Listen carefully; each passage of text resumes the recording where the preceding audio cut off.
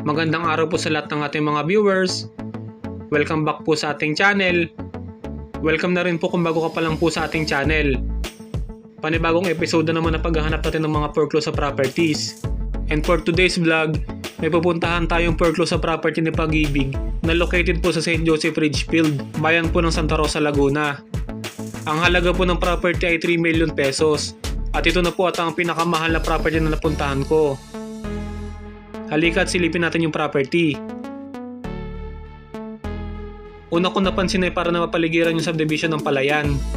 Pagkakaalam ko, mabilis tumaas yung tubig sa mga palayan dahil wala nga po itong drainage system.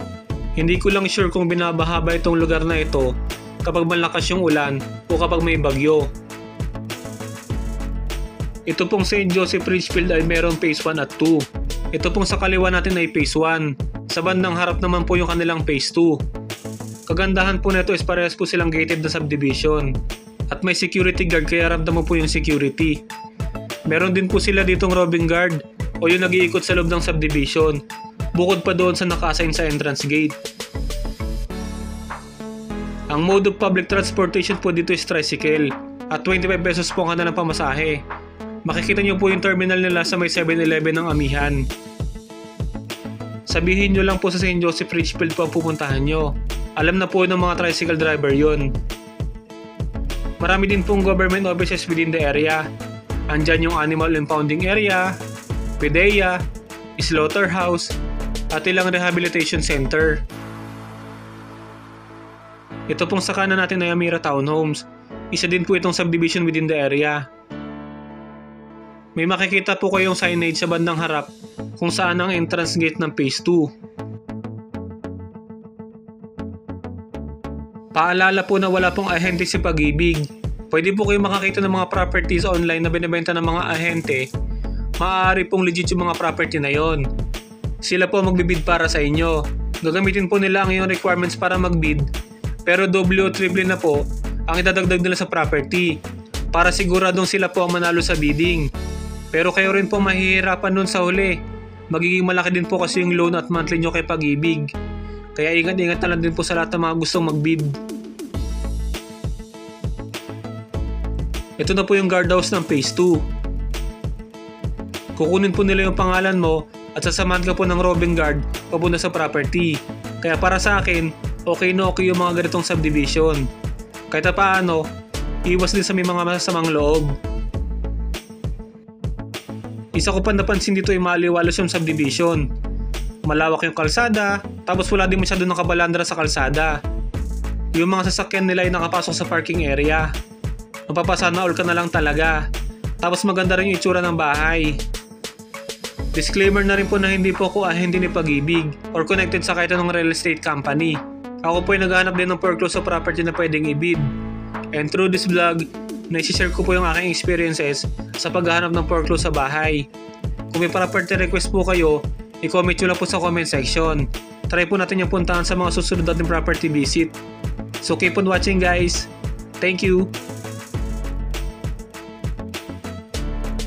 Ito na po yung property. Ito po ay located sa Block 4 Lot 25 ng Phase 2. Single detached po ito na merong 100 square meter na lot area at 63 square meter naman ang floor area. Ito po ay nasa tranche number 301, item number 30. Hindi po ito okupado ayon sa master lease si Pag-ibig. Itong property ay nasa first public bidding.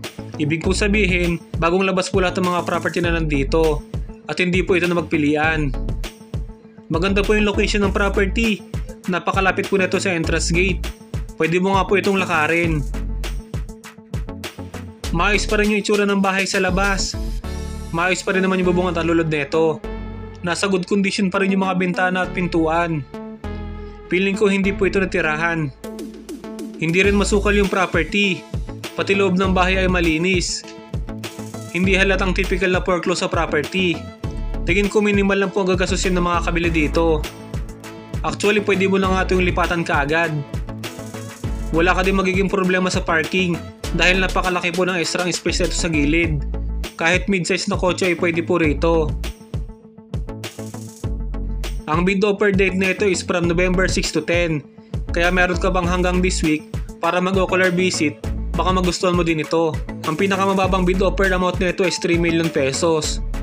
Tingin nyo, worth it po ba yung property sa price niya? Comment down below. Pag-usapan naman natin yung distance ng property para major establishments at main road. 1.9 km lang po yung property going to the City Hall.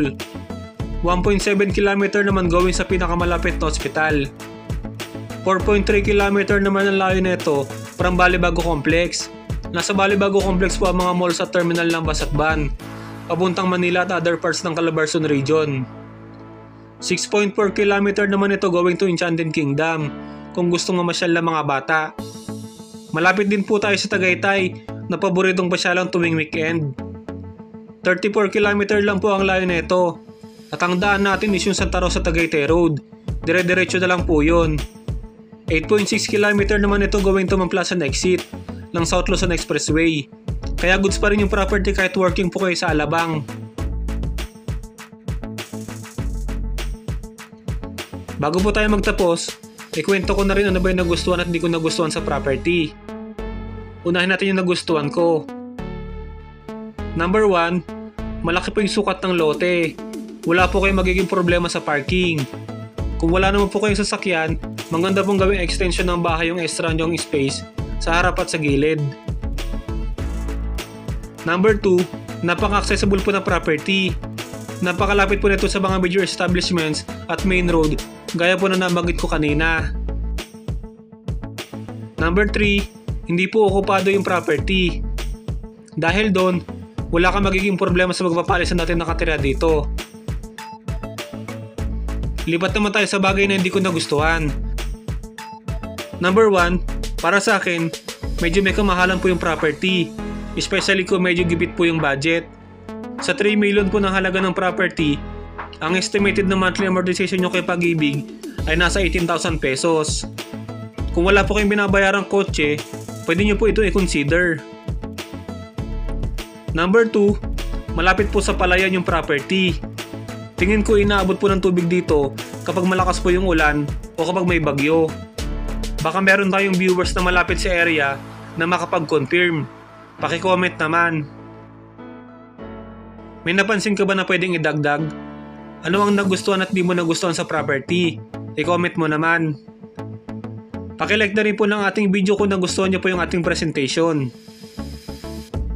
Para po sa mga bago pa lang po sa ating channel, kapag po sinabing foreclose sa property, ito po yung mga property na nakaloan kay Pag-ibig o kay bangko, pero babawiin po nila yon kung sakaling hindi na po ito kayang bayaran na dating may-ari at ibebenta po ulit sa iba. Pero bago po ito mag-foreclose, makakatanggap yung dating may-ari ng notice o letter. At ang pagkakaalam ko, bibigyan sila ng 1 year para ma-redeem yung property at isettle yung balance nila. Kaya ang advice ko kung sakaling kukuha kayo ng bahay na naka-financing, siguraduhin kakayanan niyo po yung monthly amortization kahit magkaroon kayo ng emergency. Sayang din po kasi yung ibinayad nyo kung mapo-foreclose lang din po yung property. So ayun, kung ganitong mga content ang hinahanap mo, pakiclick na lang yung subscribe button dyan para updated ka sa mga next na uploads natin. See you sa next vlogs! Salamat!